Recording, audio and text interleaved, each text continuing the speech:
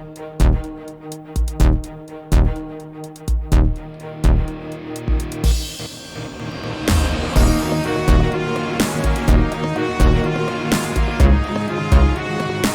is Friday, the 13th of October, 2023, and these are your latest headlines and commentary, of course, in polemics and discernment from all over the interwebs and, of course, Protestia.com, where you can go to read the latest in Christian polemics and discernment news. Thank you so much for tuning in.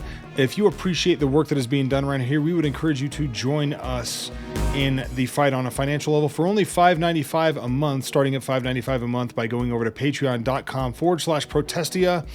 And for that, you will get the full-length version of Protestia Tonight, which includes both the freeloader and the PTVIP segments. You will also be able to browse through Protestia.com, now ad-free, by connecting your Patreon account. And we would very much appreciate you jumping on board if that's something the Lord puts on your heart. To the headlines, let's start here. This is from a couple days ago at Protestia. Jen Hatmaker is now shilling sex gummies and arousal oils because, of course, why not? Jen Hatmaker continues to lead the way as the queen bee of pagan mommy bloggers and apostate influencers, turning to shilling libido gummies, arousal oils, and intimacy oils to her ever-dwindling fan base. The last time we caught up with Hatmaker was in our 4-part series covering the inner workings of her Legacy Collective company, where we saw her giving donations and moral support to some of the worst companies on earth. And there are links here in the Protestia article to remind you of exactly what was going on and what I'm assuming is still going on.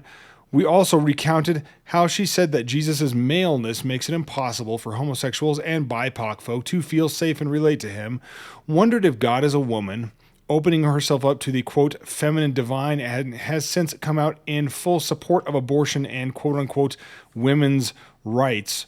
This is Jen Hatmaker, it looks like, from Facebook on September 28th, so not too long ago, saying, "Attention, sexy people. Around here, we've been having the sex talk and chatting about sexual wellness since January." And by the way, before I continue to read this stupidity, this is a pretty common trope for evangelical, and Christian grifters and things like this. They like to titillate their audiences, and they respond to people who, they want the cultural benefits of Christianity, but they don't want, like the whole personal holiness thing. And they act like public discussion of their sex lives and things like that is totally just a normal part of living the Christian life, versus something that is, private between themselves and their spouse. So she's now pushing, looks like, her arousal blend libido gummies, his intimacy bundle, which, I would suspect that all of this is probably junk science. I think that's a pretty safe assumption here. While there's nothing wrong with selling lubrication and body oils, given the fact that the divorced but long-term dating Hatmaker has abandoned her previous prohibitions on premarital intimacy and sex, her insistence on ensuring we are supporting our sexual wellness mentally, emotionally, spiritually, physically comes across as both crass and hollow. Next headline at Protestia: abolitionist pastor Dusty Deevers wins state Senate primary. So this is District 32. District 32 in, I'm assuming the state of Oklahoma. Yeah, abolitionist pastor Dusty Deevers has won the state Senate District 32 primary election, picking up 37% of the vote, compared with the next closest candidate at 30%, and ensuring that he and Democrat Victor Larry Bush will face off on December 12th to fill the vacated seat, the seat vacated by John Michael Montgomery. Is that the country John Michael Montgomery? I don't know. Fill in the comments if you can fill me in on that and let me know. Dusty Deevers is a Southern Baptist pastor, pastors Grace Community Church of Elgin, Oklahoma, and has been active in the SBC by pushing, pulling, and dragging the kicking and screaming denomination into a more faithful position on abortion abolition through his actions at the general conferences and interactions with Bart Barber, the SBC president, whose behavior toward Deevers has been abhorrent, and we have a link to that. You can read the rest of the details here, as well as some of his commentary, Dusty Deevers' commentary from op-eds, and again, his interaction with Southern Baptist Convention President Bart Barber. Next headline at Protestia, Baptist News Global equivocates on Hamas terrorist attacks. This is by Paul Brown at Protestia. And an op-ed discussing how Baptist News Global, which of course we've argued is neither Baptist nor news, nor global particularly, fake Baptist news, and I think Paul describes it the same way in this article, basically has equivocated Mark Wingfield, who is the transgender supporting executive director of Baptist News Global, wrote in This War There Are No Good Guys, an article or an op-ed or something on their website, and here's the quote that Paul Brown drops in here. This is quote from Mark Wingfield. He says, "To hear most American media tell it, Israel is the good guy in this conflict and the Palestinians, particularly Hamas, are the bad guys. We long for easy dichotomies, but that's simply not possible here, despite what the U.S. State Department says. What Hamas has done is despicable, but what Israel has done and continues to do is also despicable. Disagree, buddy. To say that Hamas is not the quote-unquote bad guys and what just happened is moral degradation of a very difficult to describe order. Paul Brown writes, imagine a journalist in the midst of the West's war against ISIS declaring in the wake of ISIS terrorists raping women and murdering children that while what ISIS has done is despicable, the victims of ISIS are not innocent. Such whataboutism flies in the face of common human decency and the standard of God's law. A Christian doesn't have to adopt a dispensationalist view of Israel to see the kidnapping, rape, and murder by Hamas terrorists as unequivocally evil. Wingfield quotes numerous leftist activists who support his claim that Hamas and the Israeli state are morally equivalent, including liberation theologian and former SBC chaplain at Harvard University, Ashley Weist-Laird. Quote, what is happening now in Palestine, Israel is a natural outcome of 75 years of colonization and oppression. I mean, imagine thinking that Israelis, Jews being in Jerusalem and in Israel is somehow colonization. It defies words. Anyway, you can go head over to Protestia to read the rest of Paul Brown's op-ed, which I would recommend to you, of course. Next headline at Protestia: terrorists kidnap at least 30 Christians in Nigeria. This is a curated post from Morning Star News. Terrorists on Saturday, that was October 7th, 6 days ago, kidnapped more than 30 Christians in southern Kaduna State, Nigeria, residents said. The assailants ambushed and took the Christians away at gunpoint at about 11 a.m. as they worked on a communal farm in Chikuri, in Chikun County, said area resident Victor Dabo in a text message. Over 30 Christian farmers who were cultivating a farm have been abducted in one fell swoop, he told the Morning Star News. Please pray for the Chikuri Christian community. There's a link at the bottom of this article to head over to Morning Star News to read the rest of this sad situation, and you can head over there to see what else has developed. Next headline, we've got two left here at Protestia. Report, Christianity Today staffers donate exclusively to Democrats. And in other news, water is wet and and the sky is blue in other news. A news report by Megan Basham shows what we've all known to be the case, that Christianity Today staff made extensive campaign donations between 2015 and 2022, and all went to Democrats. We've rarely been friendly towards CT, and with good reason. Led by the vexatious Russell Moore, they are the progressive rag known for virtue twerking and giving a platform to every weird and liberally insidious bent. They've carried op-eds by Karen Swallow Pryor, saying that it was unchristlike to call women who killed their babies murderers because abortion is not murder. They've had a lesbian Roman Catholic write about her masturbation habits, comparing masturbation to worship, and describing Christianity as a, quote, erotic religion.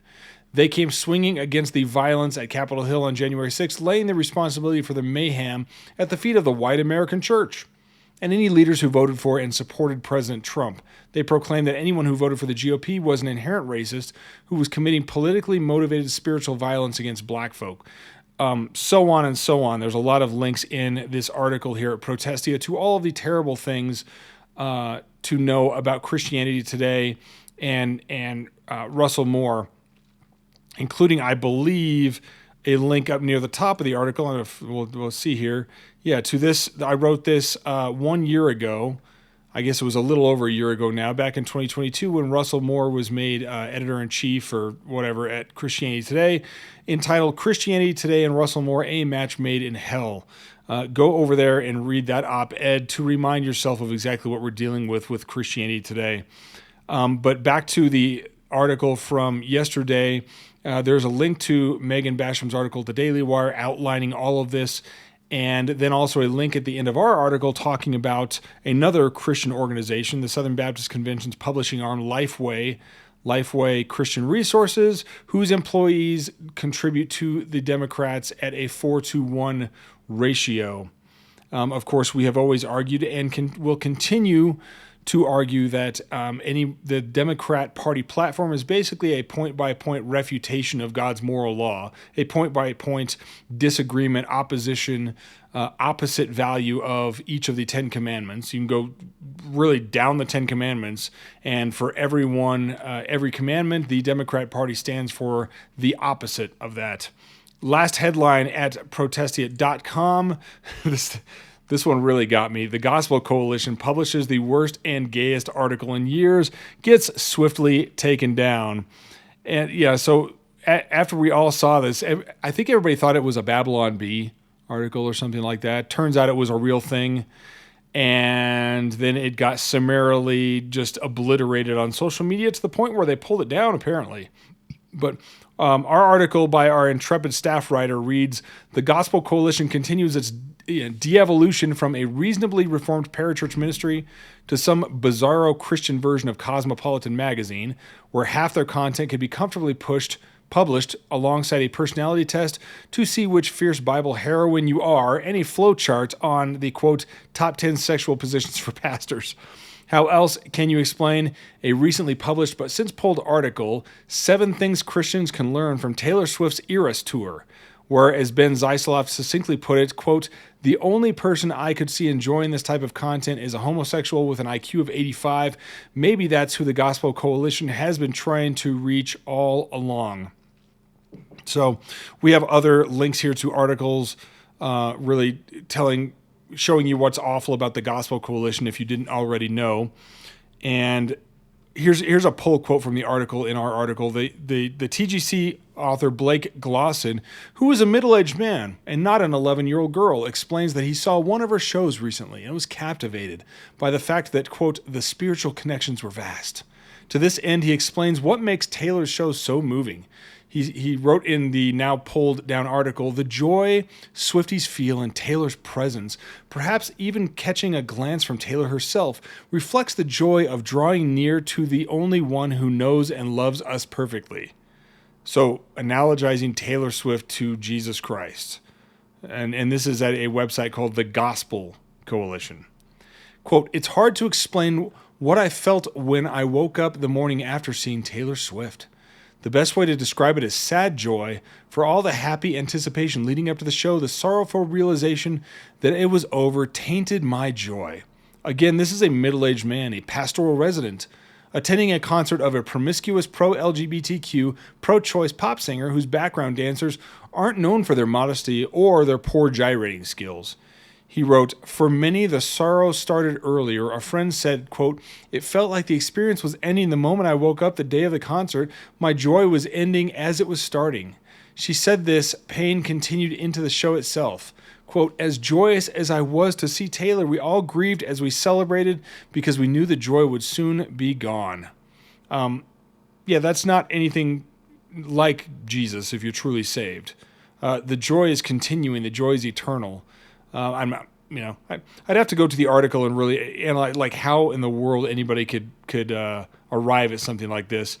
So there's more TGC swill at the bottom of our article here, and a link to many more, which I think links to another article with even more terrible TGC Gospel Coalition kind of stuff. But that's going to have to do it for this episode or this edition or whatever of like. Sorry, guys, I'm at a loss for words. For those of you that noticed that I'm wearing a Broncos shirt, leave your favorite Russell Wilson joke in the comments. I know that they are not continuing to not do well this season, but diehard fans really do die hard for their teams. And I guess you could count me in that category. Anyway, thank you so much for joining me for this edition of the Intelligence Briefing for the 13th of October, Friday, 2023. Thank you so much for tuning in. Keep reading Protestia for all the latest in Christian polemics and discernment news, and subscribe on Patreon. We'll see you again next time. As always, Semper Reformanda.